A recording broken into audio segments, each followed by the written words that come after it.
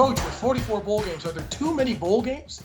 Oh, absolutely, Mark. Today, if you go 500, you go to a bowl game. When I first started coaching, there were 6 or 7 bowls was all there was. And when you got to a bowl game, it was a tremendous reward.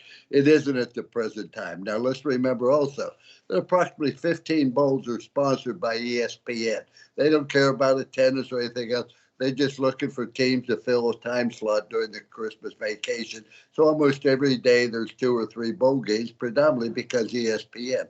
When you go back and you look at the Potato Bowl, that was a legitimate bowl. The reason that Boise State did it was they had a great football team, but never got an invitational bowl bid. So they said, we'll start our own bowl to be able to take care of our home team. And they did, but there is far too many. As I say, it should be a reward. But 44, who are we kidding? After all the coaching changes this year of big programs, coaches, Lincoln Riley, big name, Brian Kelly, big name, Eric Cristobal, big name, all changing schools this year, who's the best fit? I think Lincoln Riley made the best decision. And let me tell you why, Mark. Because he didn't win the championship, and he's done a tremendous job there. They've had great success. But in a year or two, they're going into the SEC, and they aren't going to go 11-1 each and every year. And I think he has a chance at Southern Cal because that conference is not that strong. When he takes that offense, he's been able to recruit great football players. So I think it's a good fit for him because Oklahoma is not going to be the dynasty they've been in the Big 12. The other thing I think is good is Marcus Freeman.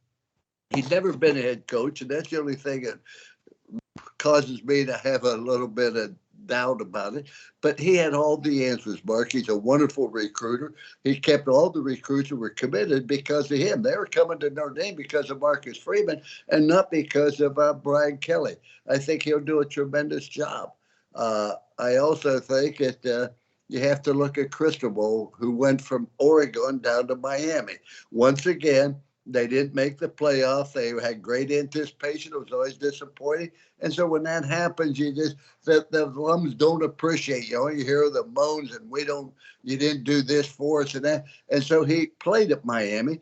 In addition, he has an outstanding junior quarterback who's athletic, and he can recruit that area. If you got all the good athletes out of South Florida, you would dominate the way Miami did back in the 80s and early 90s. So I think those are the 3 best choices right now.